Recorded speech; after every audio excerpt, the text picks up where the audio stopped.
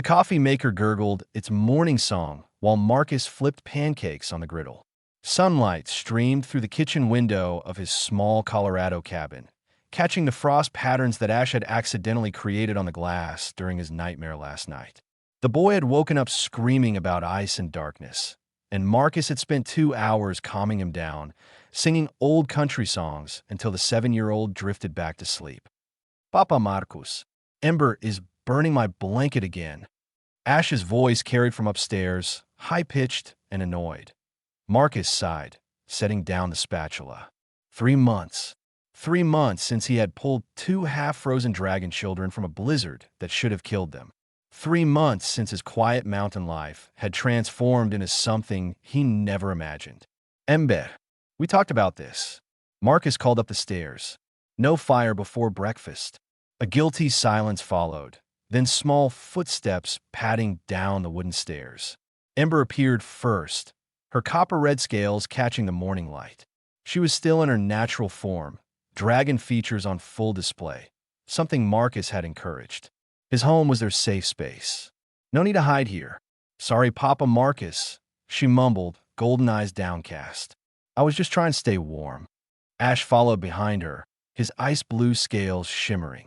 Unlike his sister, he had mastered the ability to shift into a more human-looking form, though his eyes still betrayed his true nature with their vertical pupils and silver gleam. Marcus crouched down to their level, placing a gentle hand on Ember's shoulder. I know, sweetheart, but you almost set the house on fire twice last week. We need to work on control, remember? She nodded, then brightened when she saw the pancakes. Are those the ones with chocolate chips? Only the best for my little dragons. Marcus grinned, ruffling her hair. The gesture still amazed him. These were not human children. They were creatures from another world, beings that could breathe fire and ice, that would one day grow larger than his cabin. Yet here they were, excited about chocolate chip pancakes like any other kids. Breakfast was chaotic as always. Ember accidentally melted her fork. Ash froze his orange juice solid. Marcus found himself mediating an argument about whose turn it was to pick the bedtime story. Normal things. Beautifully, wonderfully normal things. After breakfast, Marcus set up their homeschool lessons in the living room. He had pulled Ember and Ash from any official school system. How about he explain children with scales, with the ability to shift temperatures with their emotions? Instead, he taught them himself. Reading, writing, basic math, and most importantly, control. Okay, focus exercise, Marcus announced, pulling out 2 candles. Ember, I want you to light just the wick. Not the whole candle, just the wick. Ember concentrated, her small face scrunching up. A tiny flame sprouted from her finger, and she carefully touched it to the wick. The candle lit perfectly. Excellent. You're getting so much better. Marcus praised, and Ember beamed with pride. My turn, Ash insisted. Marcus handed him a glass of water. Cool it down, but don't freeze it solid. Ash touched the glass, and frost spread across the surface. The water inside became slushy, partially frozen. Not perfect, but much better than last month when he had shattered 3 glasses from over-freezing. Good work, buddy. You're both improving every day. The doorbell rang, and all 3 of them froze. Visitors were rare. Marcus had chosen this cabin specifically for its isolation. His nearest neighbor, old Mrs. Patterson, lived half a mile down the road and rarely ventured out in winter. Upstairs. Now, Ember, human form, Marcus ordered quietly. The twins recognized his tone and obeyed immediately, scampering up the stairs. He waited until he heard their bedroom door close before approaching his front door. Through the peephole, he saw Mrs. Patterson bundled in a heavy coat, holding a covered dish. Marcus opened the door with a practiced smile. Mrs. Patterson, what a surprise. Marcus dear, I made too much pot roast and thought of you and those sweet children you adopted. Her kind eyes twinkled. How are they settling in? The cover story had been necessary. Marcus had told the few locals who asked that he had adopted 2 siblings from an overseas orphanage. The paperwork was fake, created by a forger he had known from his military days, but it held up to casual scrutiny. They're doing great, ma'am. Really great. Learning English fast. That part was true. The twins had picked up the language with startling speed. Such beautiful children, Mrs. Patterson continued. Those unique eyes they have. I've never seen anything quite like them. Marcus's heart rate spiked, but he kept his expression neutral. Yeah, unusual genetics. The adoption agency said it runs in their birth family. Well, bring them by sometime. I have some old books my grandchildren loved. Might enjoy them. She handed him the pot roast and waved goodbye, trudging back through the snow to her car. Marcus closed the door and leaned against it, exhaling slowly. Close. Too close. Every interaction with the outside world was a risk. Is she gone? Ash whispered from the top of the stairs. Yeah, buddy. Come on down. The twins descended, and Marcus noticed Ember was still maintaining her human form. Tan skin, normal brown eyes, though her hair still held that distinctive copper-red shade. You're getting better at holding the shift, Marcus observed. It's hard, Ember complained. Feels itchy. I know, but it keeps you safe. Marcus sat down on the couch, and both children immediately climbed up beside him, one on each side. This had become their routine. After any stress, they sought his presence like a security blanket. Papa, Marcus, Ash asked quietly. Will we always have to hide? The question stabbed Marcus in the chest. He had asked himself the same thing countless times. What was he doing? These children deserved to run free, to be themselves. Instead, they were trapped in this cabin, hiding from a world that would never understand them. I don't know, kiddo, Marcus answered honestly. He had learned that lying to them only broke their trust. But I promise you this, I'll keep you safe. No matter what. Ember schnaglet closer. We know. You always do. That afternoon, while the twins played in the backyard, Marcus had checked 3 times to ensure no one was watching. He stood at his kitchen window with a cup of coffee, watching them. Ember was trying to build a snow dragon, melting the snow precisely where she needed it to stick. Ash was creating ice sculptures, his natural gift shining through. They were happy. That was what mattered. But Marcus could not shake the growing unease that had been building in his gut for the past week. Small things. A black car that had driven past his cabin twice in 3 days. A feeling of being watched when he went into town for supplies. Paranoia, perhaps, born from the weight of his secret, or perhaps not. That night, after tucking the twins into bed, a process that involved 3 stories, 2 glasses of water, and countless reassurances, Marcus sat in his living room with his old military-issue pistol on the coffee table. Just in case, his phone buzzed. Unknown number. Marcus stared at it, every instinct screaming danger.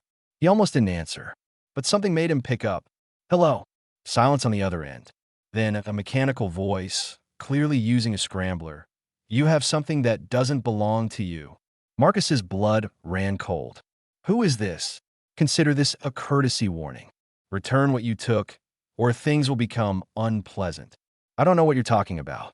The children, human. The dragon whelps. They belong to someone very powerful. Someone who wants them back. Marcus's hand tightened on the phone. They're not property. They're kids.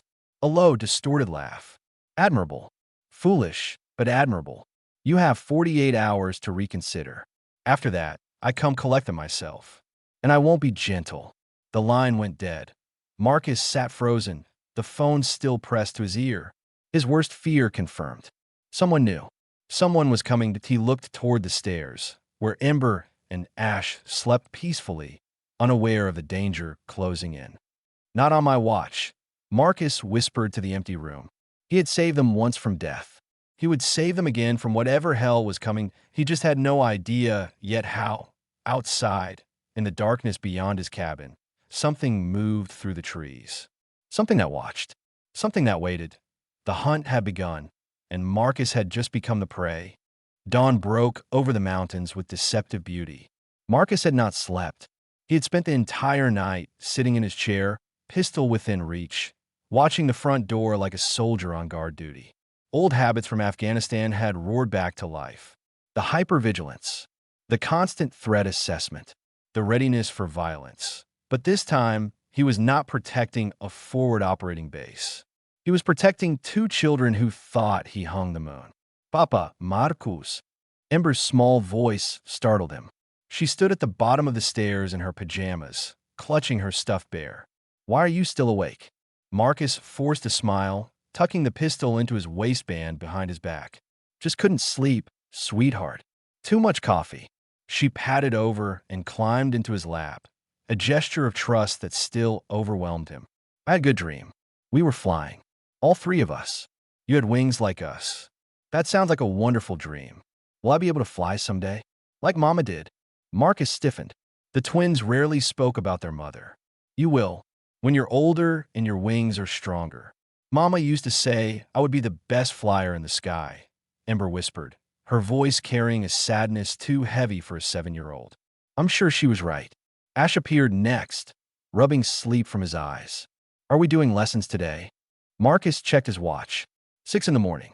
The threat had said 48 hours. That gave him until tomorrow morning. Not enough time to run. Not enough time to prepare properly. But enough time to make a choice. "How about we skip lessons today?" Marcus suggested, and both twins' eyes widened in shock. He never skipped lessons. "Let's go into town. Get some ice cream. Have fun." If these were his last normal hours with them, he wanted them to be good ones. The town of Pinewood Ridge was small, barely 3,000 people, the kind of place where everyone knew everyone. Marcus had deliberately kept his distance from the community, but today he threw caution to the wind. The twins deserved one carefree day. They walked down Main Street, Ember and Ash bundled in winter coats, both maintaining their human forms though Marcus could see the strain it caused them. The ice cream shop, surprisingly open despite the cold, became their first stop. 2 scoops of chocolate, Ember announced proudly. "Vanilla with sprinkles," Ash added, more reserved as always. Marcus paid and guided them to a corner booth, watching them enjoy their treats with the simple joy of children. Other customers glanced at them occasionally, the strange recluse and his unusual kids, but no one approached. Until someone did. The man entered the ice cream shop with the practiced casualness of a predator, trying to appear harmless. Tall, impossibly thin, with skin that had an odd greenish tint Marcus initially attributed to the lighting. But as the man got closer, Marcus realized the truth. Not human. The alien wore human clothes, jeans, a jacket, boots, but his movements are wrong. Too precise. Too calculated.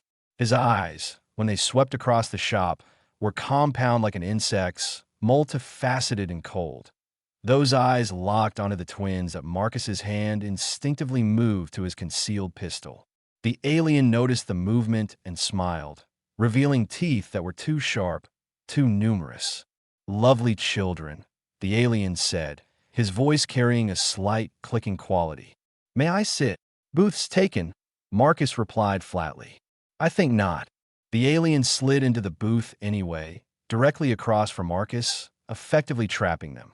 Up close, his disguise was even more obvious. The skin was not skin, but some kind of chitinous plates arranged to mimic human features. "Papa, Marcus," Ash whispered, fear coloring his voice. "It's okay, buddy."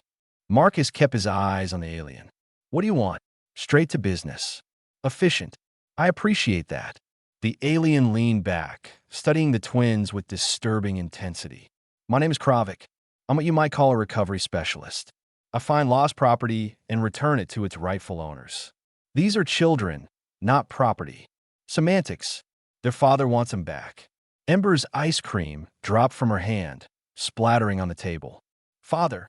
Kravik's smile widened. "Oh yes, little one. Your father, Valdris, the most powerful dragon in 7 systems. He's been searching for you for 3 years." Ash grabbed Marcus's arm. "We don't want to go back. Papa Marcus saved us." "Did he?" Kravik tilted his head in a distinctly inhuman gesture. "Or did he steal you from your rightful family?" "Their mother abandoned them on a frozen planet to die," Marcus growled. "I found them and gave them a home. Tragic story. Irrelevant to my contract." Kravik pulled out a small device, some kind of alien technology that hummed and glowed. "My employer wants his offspring returned. Alive and unharmed, preferably, but those terms are flexible if you resist." The threat hung in the air like poison. "We're in a public place," Marcus said quietly. "You make a move, people will see. These primitives?" Kravik gestured dismissively at the other customers. I could kill everyone in this shop before they understood what was happening. Your species is so delightfully slow. Marcus's mind raced. He was outmatched, outgunned. An alien bounty hunter versus a retired soldier with a pistol and two terrified children. The math was not in his favor. But Marcus had never been good at accepting bad odds. Kids, when I say run, you run to the truck. Don't stop. Don't look back. Understand. But Papa Marcus, understand? Marcus repeated, his voice hard. Both twins nodded, tears streaming down Ember's face. Kravik laughed, a chittering sound. Oh, this will be entertaining. The human thinks he can fight me. How delightful. Run, Marcus shouted, shoving the twins out of the booth. They scrambled away, their small feet pounding on the floor. Other customers shouted in surprise, confused by the sudden commotion. Kravik moved to intercept the children, but Marcus was faster. He grabbed the alien's arm and yanked hard, using the creature's momentum against him. Kravik crashed into the table, alien curses hissing from his throat. Go, go, Marcus urged the twins, who had reached the door.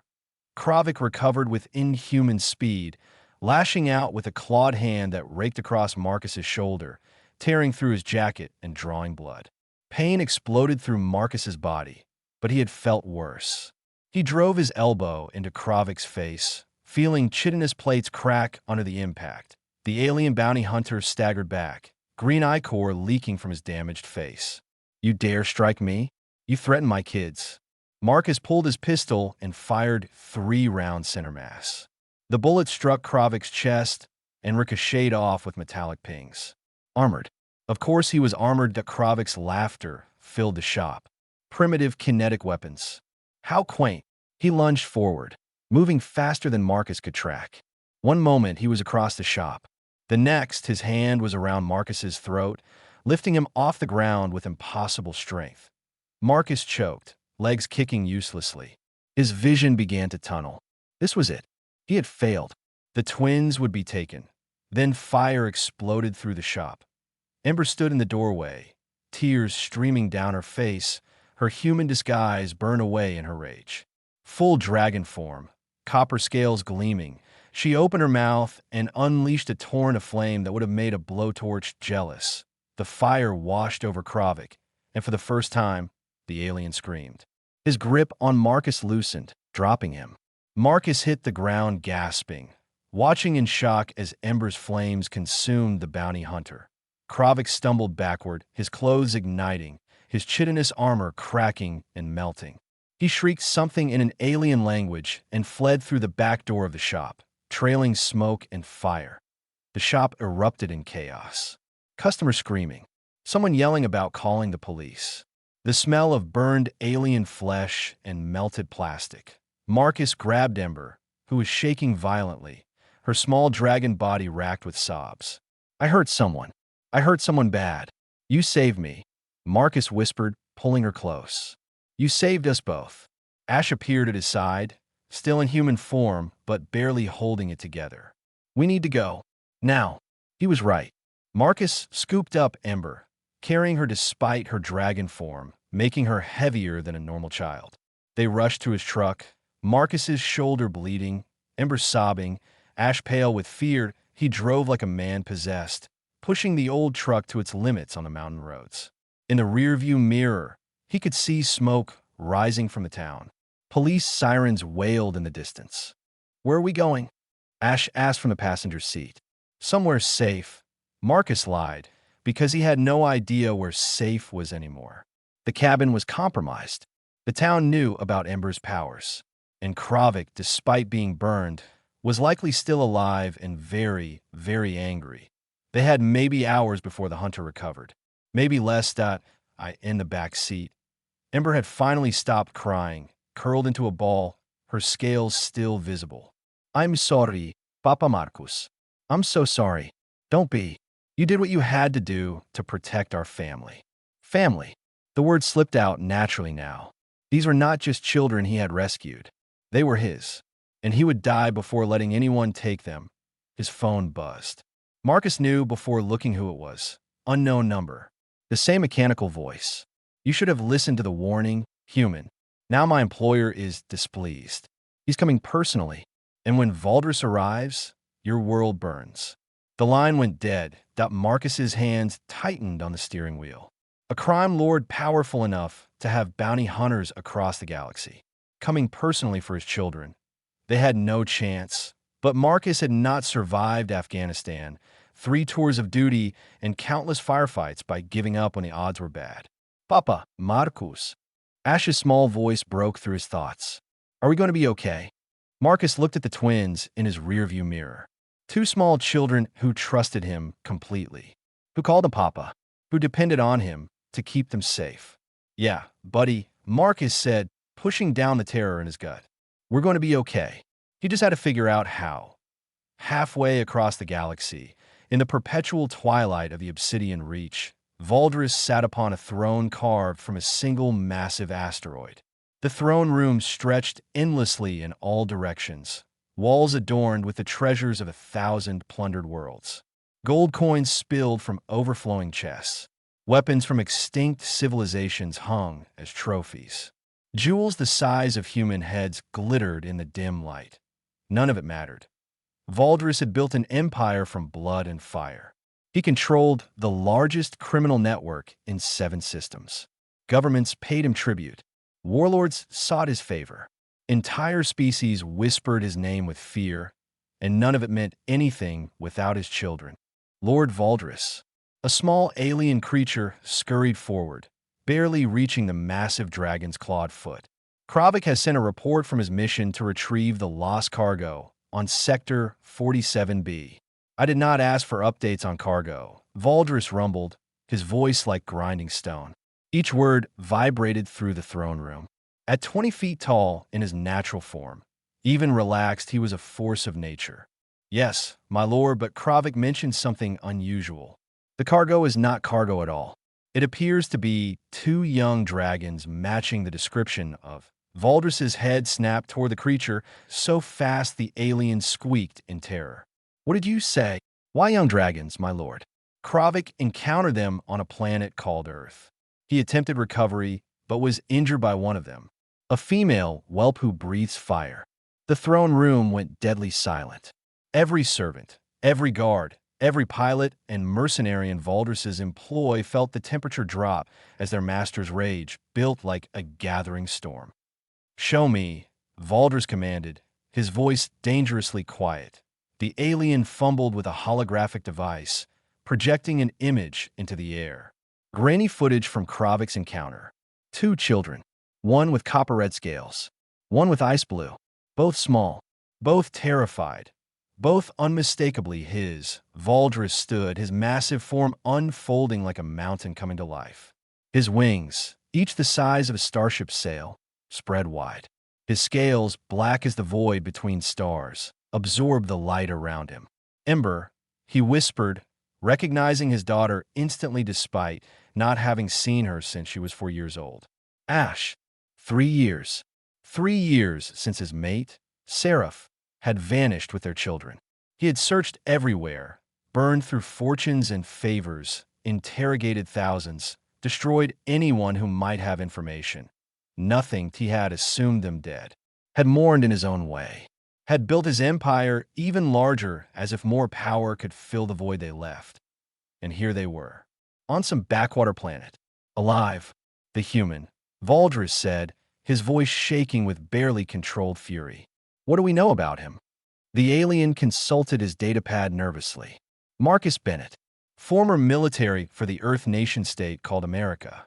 Lives alone in isolated mountain region. Unmarried. No family. Took possession of the young dragons approximately 3 months ago. Took possession, Valdris repeated slowly. Each word dripped with venom. This vermin stole my children. It appears so, my lord. Valdris's roar shook the throne room. Servants fled. Guards backed away. The very walls trembled under the force of his rage. Prepare my flagship, Valdris commanded. Assemble the fleet. We leave for Earth immediately. My lord, his chief advisor, a scarred veteran named Thorn, stepped forward cautiously. Earth is in Galactic Council protected space. If you enter their territory with a military fleet, You'll trigger a diplomatic incident. Perhaps even war. I don't care. Valdris turned his massive head toward Thorn, eyes burning like dying suns. Those are my children. My blood. Someone stole them from me. Let them die on a frozen world. And now a human claims them as his own. I will reduce that entire planet to ash if necessary. Lord Valdris. No. Valdris's tail lashed, destroying a priceless statue in the corner. My mate is dead. My children are all I have left. This human will learn what it means to take for Valdris. He closed his eyes, and for just a moment, the mighty crime lord allowed himself to remember Seraph. Beautiful, fierce Seraph. She had been everything he was not. Where he was ruthless, she was compassionate. Where he destroyed, she created. She had seen something in him worth loving, though the galaxy saw only a monster. Their children had been born during a rare moment of peace in his violent life. Ember with her mother's fire, Ash with his cold precision. Perfect, innocent, his. Then Seraph had taken them and vanished. No explanation. No would-be. He had torn apart star systems looking for them, but she had covered her tracks too well. Now he understood. She had tried to hide them from his life, from the violence and blood that followed him like a shadow. She had wanted them safe. Instead, she had gotten them killed. Or so he thought. How did they survive? Valdris asked, his voice quieter now. Kravik's report said they were found in a snowstorm. The alien consulted his files. The human apparently discovered them during an extreme weather event. According to surveillance footage recovered from nearby settlements, he provided shelter, food, and medical care. They have been living with him for 3 months. Valdris's mind struggled to process this information. A human, a random, insignificant human had saved his children when he, with all his resources and power, had failed to find them. The thought was both humbling and infuriating. What are his intentions? Valdris asked. Is he holding them for ransom? Does he know who they are? Unknown, my lord. Kravik attempted to negotiate, but the human refused to relinquish the children. He seemed to have formed an emotional attachment. Emotional attachment, Valdris repeated, and something in his chest twisted painfully. 3 months. His children had spent 3 months with this stranger. Had they forgotten him? Did they even remember their real father? Did they call the human father now? We intercept communications from the planet, another advisor reported. The young dragons refer to the human as Papa Marcus. The words hit Valdris like a physical blow. Papa. His children called another being Papa. The rage that flooded through him was primal, volcanic, unstoppable. This human had not only taken his children, but had stolen their affection. Had replaced him. How long to reach Earth? Valdris demanded. At maximum speed, 72 hours, my lord. Make it 48. I want every warship we have. Every mercenary on payroll. This human thinks he can steal from me? I will show him the true meaning of fear. The fleet assembled with terrifying efficiency. Valdris's flagship, the Void's Embrace, was a monster of a ship, 3 kilometers long, armed with weapons that could crack planets. Around it, dozens of smaller warships fell into formation. Mercenary fighters, Boardingkraft, enough firepower to level a continent. All for 2 small children and 1 human who dared to claim them. The fleet prepared to jump to hyperspace. Thorn approached Valdris one last time. My lord, please reconsider. The Galactic Council will respond to this. Earth is a developing world under protection. If you attack, I am not attacking Earth, Valdris corrected coldly. I am retrieving my property. What happens to anyone who stands in my way is their choice. And if the children don't want to leave? What if they've bonded with a human? The question stopped Valdris cold. He had not considered that possibility. His children, choosing a stranger over him, no. Impossible. They were young, confused. They had been traumatized and latched onto their rescuer. Once he explained who he was, once they remembered their true heritage, they would understand. They had to. Prepare to jump, Valdris ordered. The Void's Embrace hummed with power as its engines charged. Around the galaxy, sensors detected the massive energy signature. Alarms began to sound in Galactic Council headquarters. Emergency meetings convened. Fleets scrambled to respond, but none of it mattered. Nothing could stop Valdris now. Far away on Earth, Marcus had no idea that a fleet of warships was bearing down on his planet, that the most dangerous criminal in 7 systems was coming personally to take back what belonged to him, that in 48 hours his world would change forever. The void's embrace jumped to hyperspace, tearing through the fabric of space itself. Inside, Valdris stood at the observation deck, staring at the streaking stars. "I'm coming, Ember. I'm coming, Ash," he whispered. "Papa's coming home." Behind him, Thorn watched his master with growing concern. He had served Valdris for 20 years, seen him order the deaths of millions, watched him burn entire civilizations for profit. But he had never seen Valdris like this. Vulnerable, desperate, human, almost at IT made him more dangerous than ever, because a father protecting his children would do anything, sacrifice anything, destroy anything. And Valdris was about to prove just how far a father's love could drive a monster. The countdown had begun. Earth had 48 hours left of peace, and Marcus Bennett had no idea that his quiet life was about to collide with the most powerful force in the criminal underworld. The galaxy held its breath. The storm was coming. Marcus drove for 3 hours straight before his hand stopped shaking. The adrenaline crash hit him hard, leaving him exhausted and aching. His shoulder throbbed where Kravik's claws had torn through flesh. Blood had soaked through his jacket. Though he had not mentioned it to the twins, they needed him strong, unbreakable, even when he was terrified. Finally, as sunset painted the mountains in shades of gold and crimson, Marcus pulled into an abandoned rest stop deep in a national forest. The building had been condemned years ago, windows boarded up, parking lot cracked and overgrown. "Perfect. We're stopping," Ash asked from the passenger seat. The boy had been silent for most of the drive, processing everything that had happened. "Just for a bit. Need to think." Marcus killed the engine and climbed out, wincing at the pain in his shoulder. Ember remained in the back seat, still in her dragon form, curled into a tight ball. She had not spoken since the ice cream shop. The guilt of hurting someone, even in self-defense, weighed heavily on her small shoulders. Marcus opened the back door and sat on the edge of the seat. "Hey, Firefly, talk to me." Ember's golden eyes met his, swimming with tears. "I burned him. I burned him so bad. You saved my life. But I hurt someone. Mama always said dragons should only use fire to protect, never to harm. I broke her rule." Marcus's heart ached.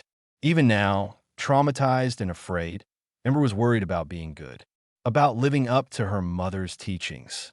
"Your mama would be proud of you," Marcus said softly. "You protected your family. That's exactly what she meant. You're the bravest 7-year-old I've ever known." "Really? Really?" Marcus pulled her close, scales and all. She was warm, almost feverishly hot, her dragon nature making her run several degrees higher than a human child. "We're going to figure this out, okay? All 3 of us together." Ash climbed into the back seat to join them, and for a few moments, they just sat there, a makeshift family clinging to each other while the world fell apart around them. That Marcus's phone buzzed. He almost ignored it, but something made him check. Unknown number. But this time, not the mechanical voice from before. This was a text message containing only coordinates and a single line. "If you want to survive, come here. Come alone. You have 12 hours." Marcus stared at the message, suspicion warring with desperation. It could be a trap. Probably was a trap. But what choice did he have? "Kids, I need you to stay in the truck for a few minutes.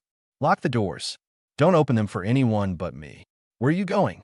Ash asked, fear creeping into his voice. "Just make a phone call. I'll be right over there where you can see me." Marcus pointed to a spot 20 feet away, still in clear view of the truck. Reluctantly, the twins agreed. Marcus walked to the designated spot and dialed the only person he trusted who might have answers about alien threats. Colonel Sarah Chun answered on the 3rd ring. "Marcus? It's been 3 years. What the hell do you want?" "I need help, Sarah. The kind of help that might be above your clearance level." "Jesus, Marcus. You don't call, you don't write, and then you drop that on me? What kind of trouble are you in?" Marcus glanced at the twins, who watched him anxiously through the truck window.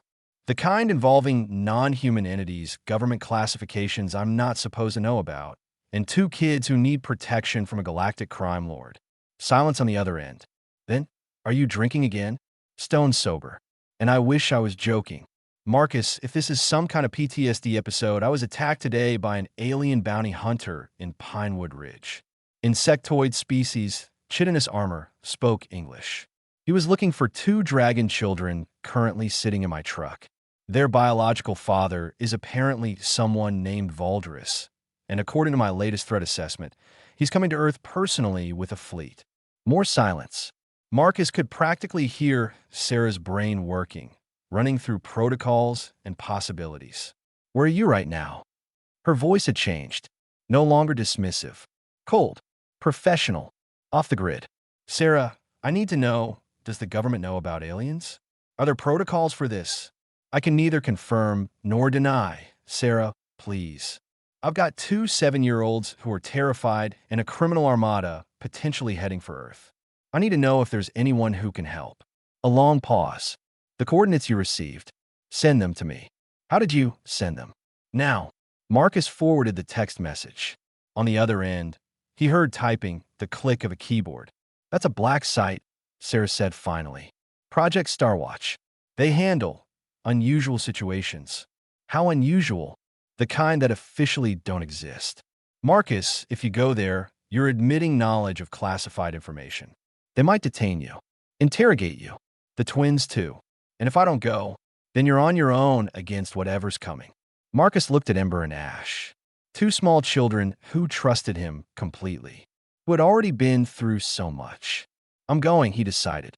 Marcus, wait. There's something else you should know. 3 days ago, we detected a massive energy signature entering our solar system. Multiple ships.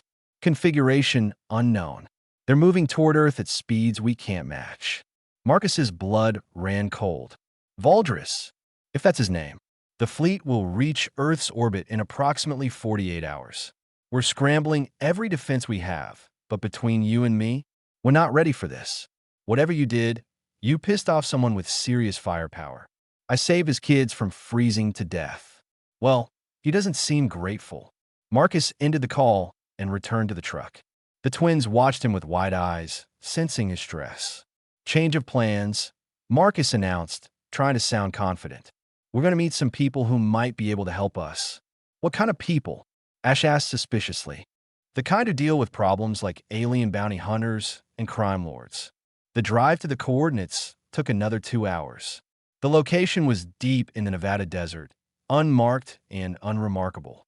Just miles of empty sand and scrub brush, until Marcus crested a ridge and saw it at a facility built into the desert floor.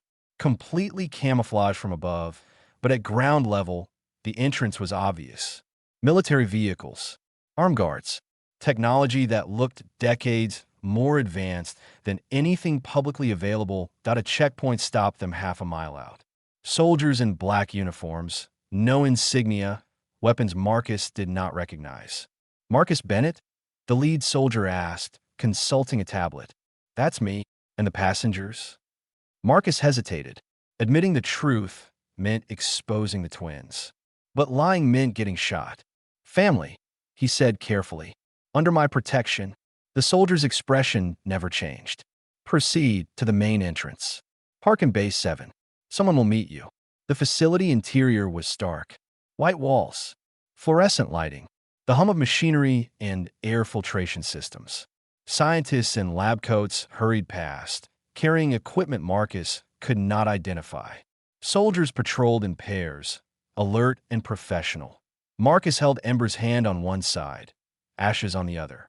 Both twins were in human form now, but their eyes betrayed their fear. Mr. Bennett. A woman approached, mid-50s, gray hair pulled into a tight bun. She wore a civilian suit, but carried herself with military precision. I'm Director Morrison. Project Starwatch. Thank you for coming. Did I have a choice? No, but I appreciate the illusion of cooperation. Morrison's gaze shifted to the twins, and something in her expression softened. These are the dragon whelps? Ash hissed softly, a defensive sound. Marcus squeezed his hand reassuringly. These are Ember and Ash. They're 7 years old, and they're under my protection. We're aware of the situation, Mr. Bennett. We've been monitoring communications from Valdris's fleet. He's made his intentions quite clear, which are retrieve his children by any means necessary. He's transmitted demands to every government on Earth. Return the twins, or he begins orbital bombardment. Ember vimperet. Ash's hand tightened on Marcus's. That's not happening, Marcus said flatly. Morrison studied him for a long moment. You're willing to risk a planetary war over 2 children you've known for 3 months? Yes. Why? Because they're mine. Morrison's eyebrow raised. Biologically impossible. I don't mean genetics. I mean they're my responsibility. My family. And I don't abandon family. Admirable. Stupid, but admirable. Morrison gestured for them to follow. Come with me. There's someone you need to meet. They descended deeper into the facility through corridors that required fingerprint scans and retinal checks. Finally, Morrison led them into a conference room where a holographic display showed Earth from orbit, and surrounding Earth, dozens of red dots. Valdris's fleet, Morrison explained. Each dot represents a warship, some as large as aircraft carriers. They entered our solar system 44 hours ago and have been decelerating ever since. Current estimates put their arrival at Earth orbit in 36 hours. What are our options? Marcus asked, though he suspected he knew the answer. Limited. Our space defense capabilities are optimistic. We have satellites, some experimental weapons, but nothing designed to fight a war in orbit. We could launch missiles, but they'd be intercepted long before reaching the targets. So we surrender. That's what the president is considering. No, Ember spoke up suddenly, her small voice echoing in the conference room. Papa Marcus saved us. We're not going back. Morrison looked at the girl with something approaching sympathy. Sweetheart, your father has enough firepower to destroy cities. We can't protect you from that. He's not our father, Ash said coldly. Not anymore. He abandoned us. He didn't know you were alive. He could have looked harder. Morrison sighed, rubbing her temples.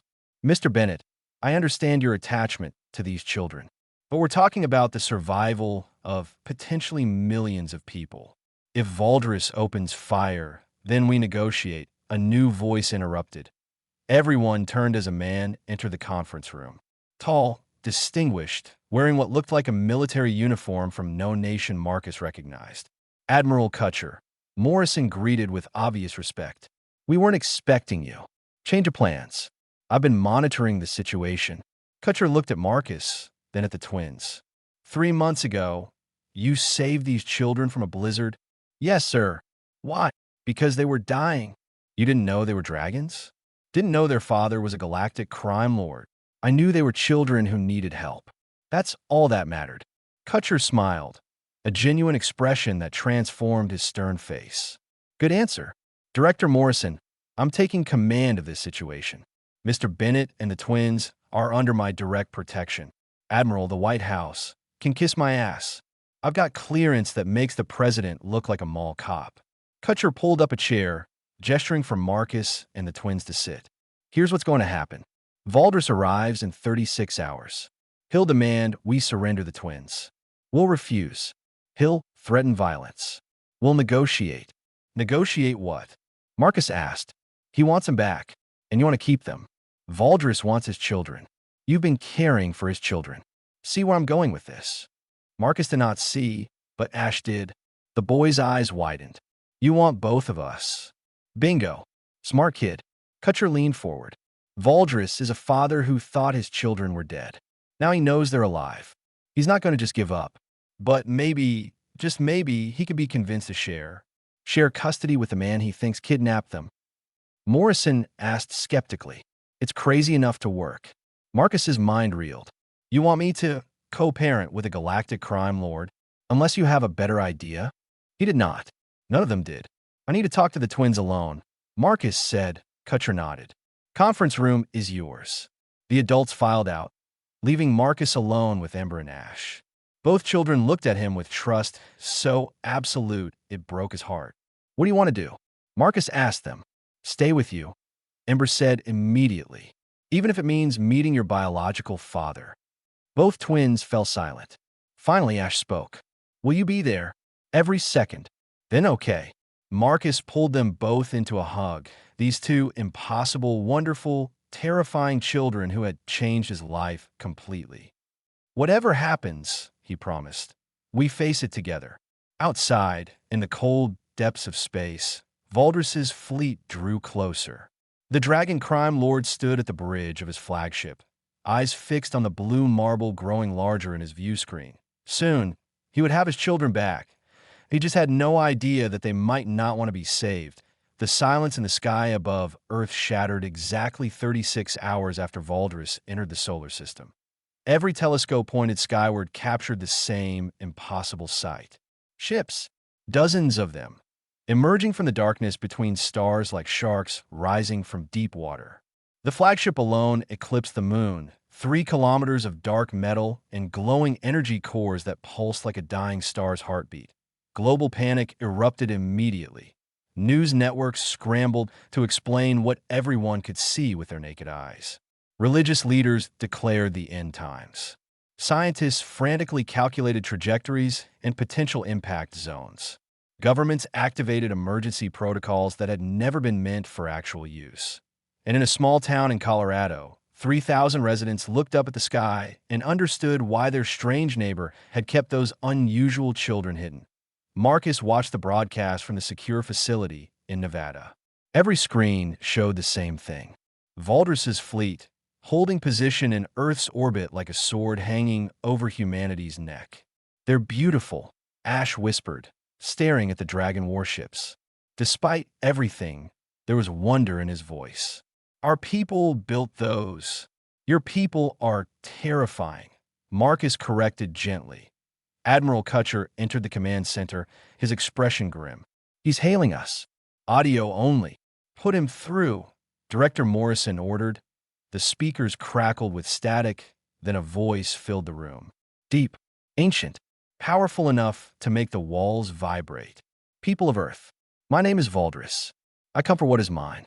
3 months ago, 2 young dragons crash-landed on your world. They are my children. I demand their immediate return." Around the room, scientists and military personnel exchanged nervous glances. This was real.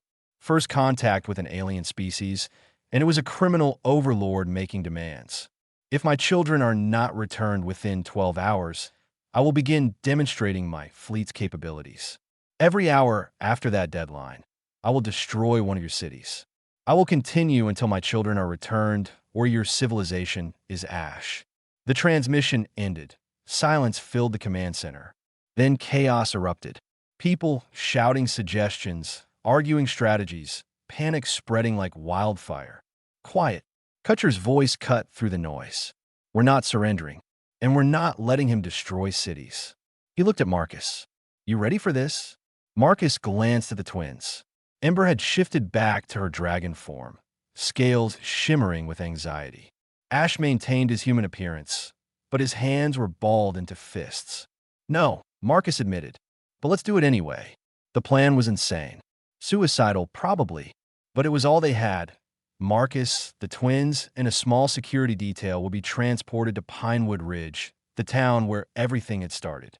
Valdris would be invited to land there, to meet his children face to face. No weapons, no tricks, just a father, his children, and the human who had saved them. "He'll kill you," Morrison warned Marcus as they prepared for transport. "The moment he sees you, he'll end you. Maybe, but maybe he'll listen first." "Why would he?" "Because I have what he wants. And because I'm betting he loves his kids more than he hates me." The flight to Colorado took 4 hours. Military helicopters escorted them, but Kutcher had ordered them to maintain distance. Any show of aggression might trigger Valdris's fleet. Pinewood Ridge was evacuated. 3,000 residents had fled to neighboring towns, leaving behind a ghost community of empty homes and abandoned cars. The ice cream shop where Ember had fought Kravik stood dark and silent, scorch marks still visible on the walls. Marcus stood in the town square with Ember on his left, Ash on his right. The twins had both shifted to their natural forms, scales gleaming in the afternoon sun. "He's coming."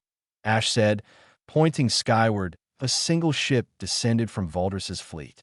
Smaller than the flagship, but still massive, it dominated the sky above the small town. The ground shook as it landed in the town square, crushing park benches and flower beds under its weight. A ramp extended from the ship's belly. Steam hissed, metal groaned, and Valdris emerged. Marcus had tried to prepare himself, had studied what little information Project Starwatch had on dragon physiology, had mentally braced for something large and dangerous. Nothing could have prepared him for the reality. Valdris was a mountain given life. 20 feet tall, his black scales absorbed light like a void, making him appear as a shifting shadow against the sky. Wings folded against his back, each large enough to flatten a building. Claws the size of swords, eyes that burned with cold fire. And in those eyes, Marcus saw something he recognized. Something that transcended species and biology to a father's desperate love. The massive dragon's gaze swept across the square, dismissing the humans, the soldiers, the town itself. Searching for only one thing. His eyes found the twins. Valdris froze. For a moment, the galaxy's most feared crime lord stood absolutely still, as if movement might shatter the dream. Then, a sound emerged from his throat. Not a roar, not a growl, that a sob. Ember, Valdris breathed, his voice shaking. Ash.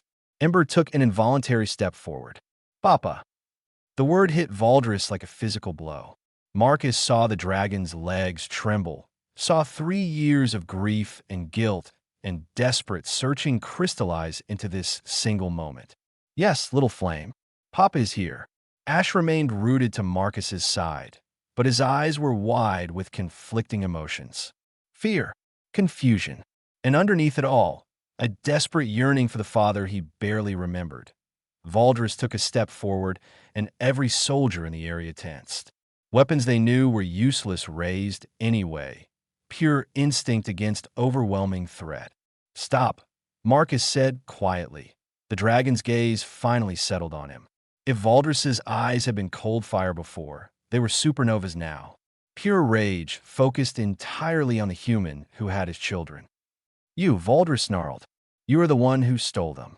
I'm the one who saved them. Saved. Valdris's roar shook buildings. Windows cracked. Car alarms screamed to life. You kidnapped my children. Kept them from me. They were dying. Marcus shouted back, surprising himself with his boldness. Stupid to yell at a creature that could vaporize him with a thought, but he was beyond fear now. Your mate left them on a frozen planet. I found them half dead in a blizzard. I gave him shelter, food, warmth. I gave him a home. A home. Valdris laughed, a bitter sound. You gave them a cabin in the woods. I can give them worlds. Galaxies. Can you give them bedtime stories? Can you teach them to read? Can you wake up in the middle of the night when they have nightmares and hold them until they feel safe again? Valdris fell silent, thrown by the questions. Marcus pressed on. I don't have your power. I don't have your wealth. I'm just a human with a small cabin and a truck that barely runs. But I love them. I would die for them. I have died for them. Every day for 3 months, putting their needs above everything else. Love, Valdris repeated, testing the word. You speak of love to me. I'm her father. Their blood. Their Papa Marcus reads us stories every night, Ember interrupted softly. Both adults stopped, looking at her. He makes pancakes on Sunday. He taught me to control my fire. He calls me his firefly. And he taught me chess. Ash added, his voice stronger than before. He never gets mad when I freeze things by accident. He helps me with my nightmares. He said we're family. Valdris's expression crumbled. But I am your father. We know, Ash said. But we don't remember you. The truth of those words devastated the mighty dragon. His legs buckled, and he sank to the ground, wings drooping. 3 years. I searched for 3 years. We know that too now, Ember said, walking forward slowly. Marcus wanted to stop her, to keep her safe, but this moment was not his. Papa Marcus told us. You didn't know we were alive. If I had known, Valdris's voice broke. If I had known, I would have torn the galaxy apart to find you. Why did Mama leave? Ash asked the question that had haunted them for months. Why did she take us away from you? Valdris closed his eyes, and when he spoke, the great crime lord sounded ancient and tired. Because I am a monster. Your mother saw what I was becoming, saw the violence and blood that followed me. She wanted you safe from my world, from my enemies, from me. She failed, Ash said bluntly. We almost died anyway. But we didn't, Ember added, because Papa Marcus found us. Valdris's gaze shifted back to Marcus, but the rage was gone now, replaced by something more complex. Resentment, yes, but also a grudging recognition. You saved my children. Yes. They call you Papa. Yes. They love you. Marcus looked at the twins, saw them watching him with absolute trust. And I love them. Valdris was quiet for a long moment. Then, I came here prepared to reduce this world to ash, to take my children back by force, to make you suffer for taking what was mine. Are you going to? The dragon's laugh was hollow. What would that accomplish? They barely remember me. They fear me. If I take them now, they will never forgive me. They will never love me. So what do you want to do?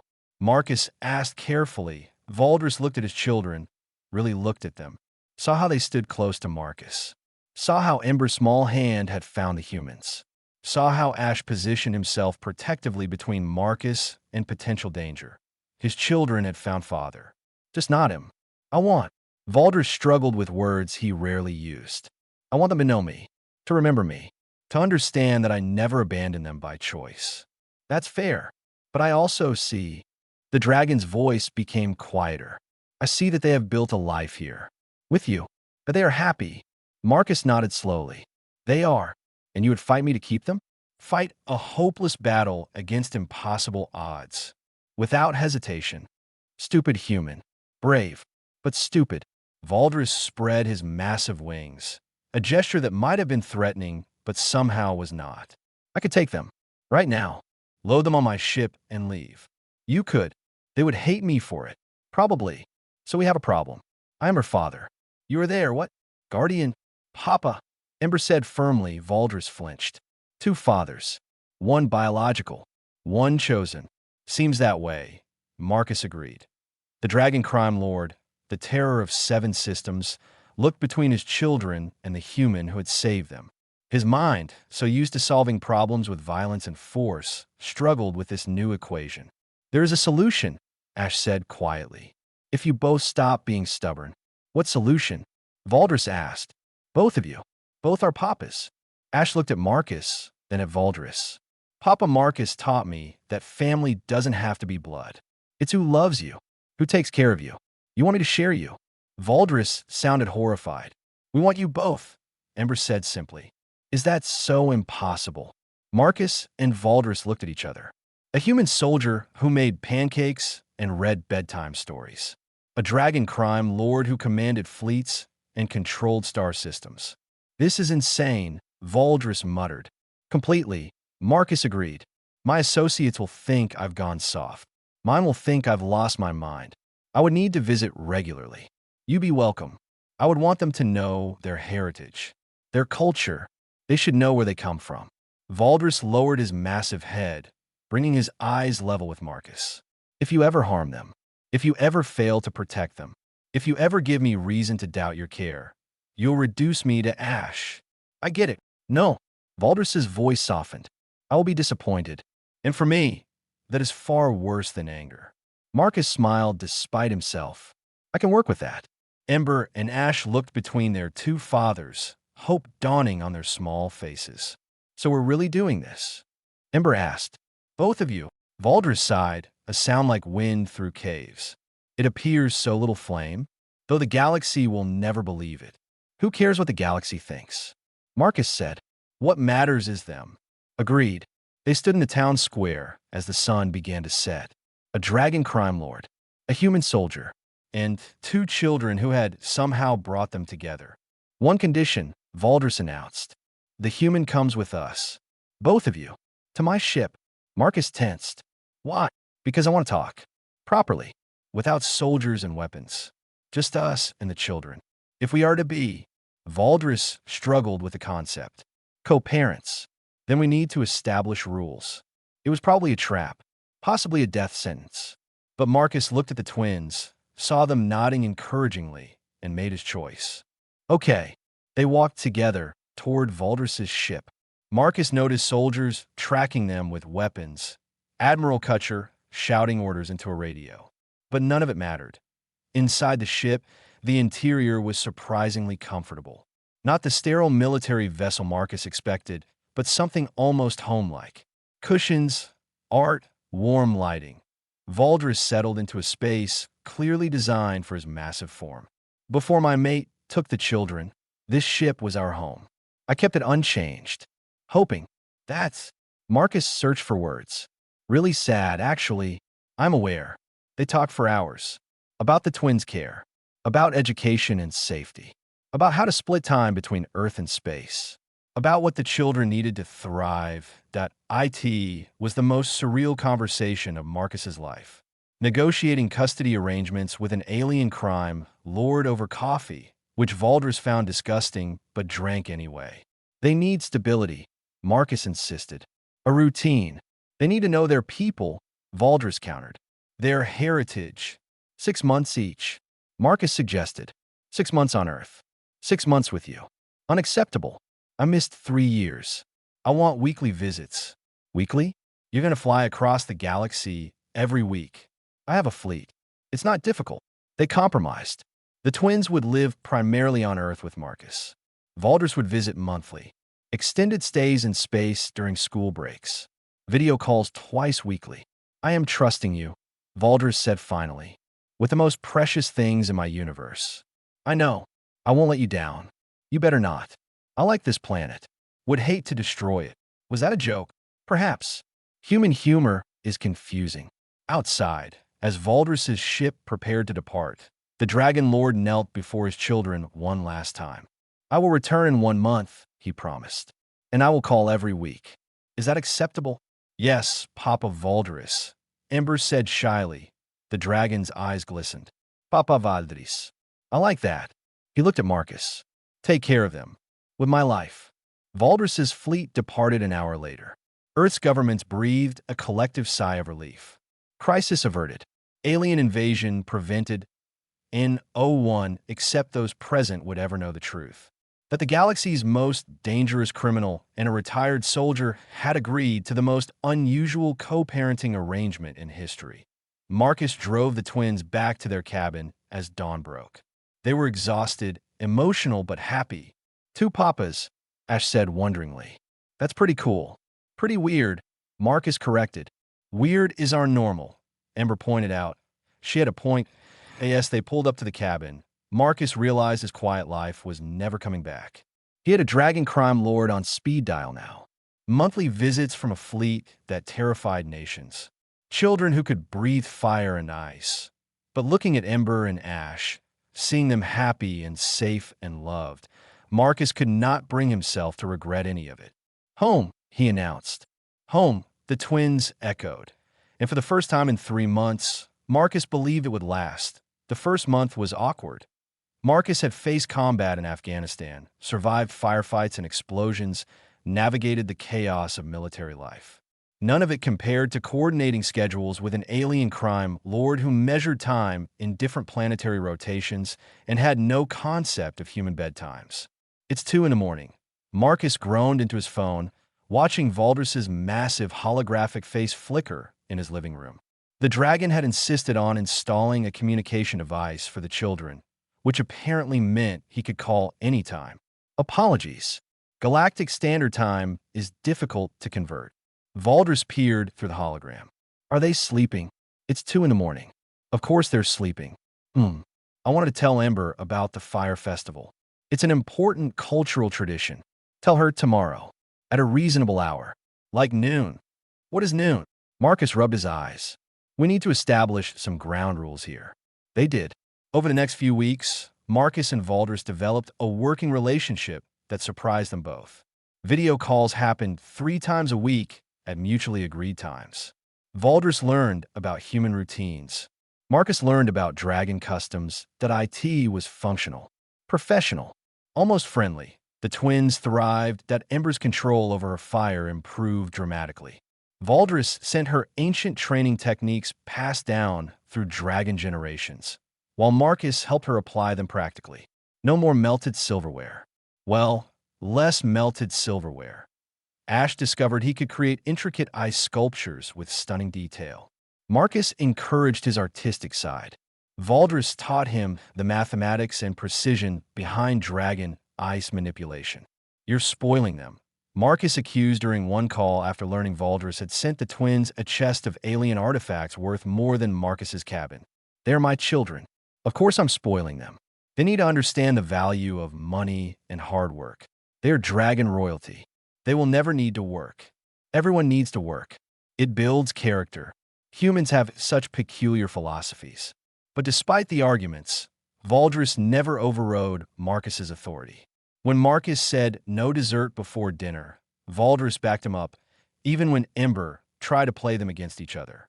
When Marcus implemented homework time, Valdris added supplementary dragon literature. They were learning to be partners. The first in-person visit happened exactly 1 month after Valdris's departure. Marcus watched from his cabin porch as the massive ship descended into the clearing he had begrudgingly cleared of trees. The dragon had promised to be discreet, which apparently meant not landing in the middle of town. Ember and Ash vibrated with excitement, practically bouncing. Remember, Marcus warned gently.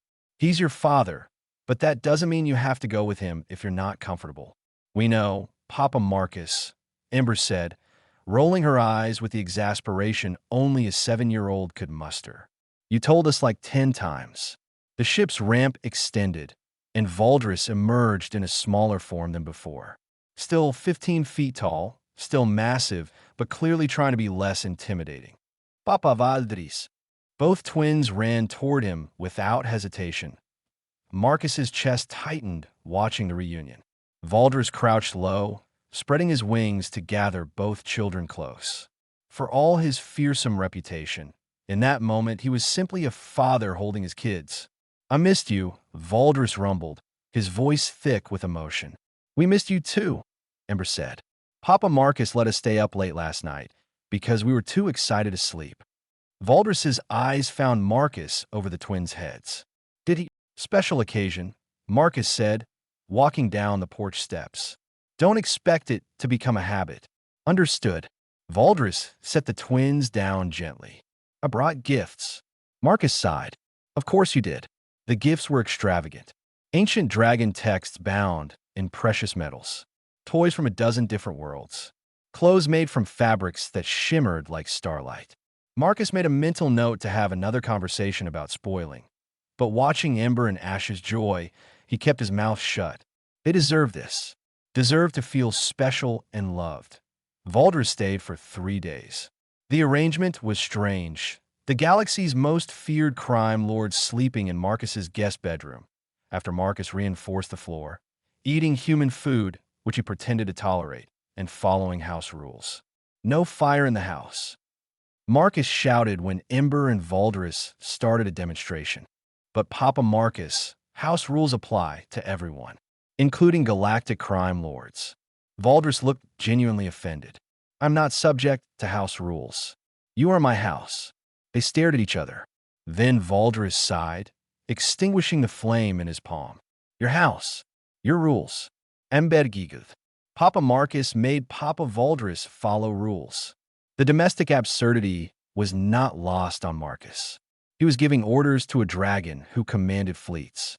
And Valdris was listening that on the second night. After the twins were asleep, Marcus and Valdris sat on the porch sharing whiskey, which Valdris actually enjoyed. The night was clear, stars brilliant overhead. Thank you, Valdris said quietly. For what? For loving them when I couldn't. For keeping them safe. For the dragon struggled with vulnerability. For not making me fight you for them. Marcus took a sip of whiskey. You would have won. Perhaps. But victory would have meant losing them forever. Valdris studied the stars. My mate, Seraph, she always said I valued power over people. That I measured worth in control rather than connection. Was she right? Yes. She tried to change me. I was too stubborn to listen. By the time I understood, she was gone. And she took our children because she believed they were safer without me. She was wrong about that. Was she? Look at what I am. A criminal. A destroyer. I have burned worlds for profit, killed thousands. My children should fear me. But they don't, Marcus pointed out. They love you. Because of you. Because you taught them to see beyond the monster. I didn't teach them anything. They saw it themselves. Kids are smart like that. Valdris was quiet for a long moment. I never apologized. For threatening your world. For the terror my arrival caused. You were desperate. That's not an excuse. No, but it's an explanation. And you chose negotiation over violence. That counts for something. Seraph would have been proud. She always believed in talking before fighting. Marcus raised his glass. To Seraph. For being wise enough to protect her kids, even if her methods were flawed. Valdris clinked his glass against Marcus's. To Seraph. They drank in companionable silence. Two fathers from different worlds bound by love for the same children. The morning Valdris left, both twins clung to him. Don't go, Ember pleaded. I must, little flame, but I will return. I promise. Next month. Next month. Ash, more reserved, simply hugged his father tight. I'm glad we found you. Both of you. Valdris looked at Marcus. Take care of them. Always. And Marcus? Thank you for sharing them with me. I know it's not easy. It's terrifying. But it's right. After Valdris's ship disappeared into the sky, Marcus found both twins unusually quiet. You okay? He asked. It's weird, Ember said.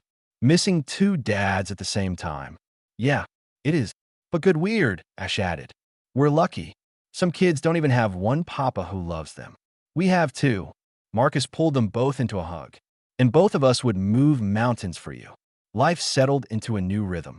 Marcus handled daily routines, school, and the boring but necessary parts of raising children. Valdris provided cultural education, stories of their heritage, and the occasional wildly expensive gift that Marcus pretended to disapprove of. They argued sometimes. About discipline styles. About how much danger was acceptable for dragon children. About whether Ember was old enough for flight training. Valdris said yes. Marcus said absolutely not yet. But they learned to compromise. To respect each other's boundaries. To communicate. 3 months after their arrangement began, Marcus received a message from Admiral Kutcher. We've been monitoring Valdris's movements. He's made some significant changes to his organization. What kind of changes? He's pulled out of several illegal operations. Weapons trafficking, mostly. Redirected resources toward humanitarian efforts in contested space. It's subtle, but consistent. Marcus was surprised. Why? Our analysts think it's because of the twins. He's trying to build a legacy he won't be ashamed to explain to them. That night on their video call, Marcus mentioned it. Valdris looked uncomfortable. My children ask many questions about my work. I found myself editing the truth. That did not sit well with me. So you're going legitimate. Don't be absurd. I'm going less illegitimate. There's a difference. Valdris, that's actually really impressive. Do not tell anyone. My reputation would be ruined. Marcus laughed. Your secret's safe with me. Speaking of secrets, I have a question. It's been troubling me. Shoot, why did you keep them? That first day in the blizzard. You could have called authorities. Left them at a hospital. Why take them home? Marcus thought back to that frozen night, to two small shapes barely alive in the snow. Because they needed someone. And I guess I needed them too. After leaving the military, my life was empty. Just me in a cabin and a lot of regrets. Then suddenly I had these two impossible kids who needed everything. And for the first time in years, I had a purpose. You saved them, Valdris said softly. But they saved you too. Yeah, they did. 6 months into their arrangement, Marcus got his first real test. Ember came down with something, a dragon illness that human doctors had no experience treating. Her temperature spiked to levels that would kill a human, and she couldn't control her flames. Marcus called Valdris in a panic. The dragon arrived within hours, his ship pushing limits that made his crew nervous. He brought his personal physician, a healer who specialized in young dragons. Together, Marcus and Valdris stayed at Ember's bedside for 3 days, taking turns keeping her cool, administering alien medicine, reading her favorite stories. That on the second night, exhausted and terrified, they worked side by side in grim silence. This is my fault, Valdris said suddenly. Dragon younglings need exposure to their home atmosphere, to their people. She's been on Earth too long. We'll fix it, Marcus insisted. She's strong. What if she's not strong enough? Then we'll make her strong enough. Together. Valdris looked at him, really looked at him. You truly love her as much as I do. She's my daughter. Yes, she is. Emberikivert. The healer prescribed regular visits to Valdris's ship, where atmosphere processors could replicate dragon homeworld conditions. It meant more time away from Earth, but it was necessary. I don't mind, Ember said weakly from her bed. More time with both my papas. After Ember's recovery, something shifted between Marcus and Valdris. The professional courtesy became genuine friendship. They started calling each other just to talk, not just about the twins, but about their own lives. Valdris shared stories of his empire, the challenges of managing criminals who thought killing was the solution to every problem. Marcus talked about his struggles adjusting to civilian life after the military, the nightmares that still came sometimes. They were impossibly different. Yet somehow, they understood each other a year after their arrangement began. Marcus received an unexpected visitor, Mrs. Patterson from down the road, carrying her usual covered dish. Marcus, dear, I've been meaning to ask. Those children of yours, they're doing well. Very well, ma'am. Growing like weeds. And their other father? The tall gentleman I saw visiting. Marcus froze. You saw him. Hard to miss a ship that size, dear. I may be old, but I'm not blind. Marcus braced for accusations, fear, demands for explanations. Instead, Mrs. Patterson smiled. It's nice that they have two fathers who love them. Unconventional, certainly. But love is love, isn't it? Yes, ma'am. It is. Besides, those children are happier than any I've seen. That's what matters. After she left, Marcus called Valdris to share the story. The dragon laughed, genuine and warm. Humans continue to surprise me. I expected fear, hatred. Instead, acceptance. Not all of us are terrible. No, not all of you. As the twins' 8th birthday approached, Marcus and Valdris planned together. A party on Earth with human friends. A celebration on Valdris's flagship with dragon tradition, .2 families. 2 worlds. 1 love. The night before the birthday, both twins crawled into Marcus's bed for what had become their tradition, story time. Tell us about the blizzard, Ember requested, as she did every few weeks. Marcus smiled, pulling them close. Once upon a time, a very stupid human went driving in a snowstorm. He told them the story of their rescue, of how scared he had been, how small they had seemed, how he had not known what he was doing, but knew he had to try. And then Papa Valdris found us, Ash added, knowing the expanded version now. And then you all found each other, Marcus corrected, and became family. The best family, Ember declared. Marcus thought about the impossibility of it all. A retired soldier and a galactic crime lord co-parenting dragon twins. It should not work. By all logic and reason, it should be a disaster. But somehow, it was perfect. His phone buzzed. Valdris on the video call, right on schedule. Good evening, my little dragons. The massive face filled the screen. Papa Valdris. Both twins scrambled to grab the phone. Marcus watched them chat with their father, talking excitedly about the next day's party, about what they had learned, about the ice sculpture Ash was making .2 fathers. One human who had stumbled into fatherhood by accident. One dragon who had nearly lost his children forever. Together, they had built something impossible.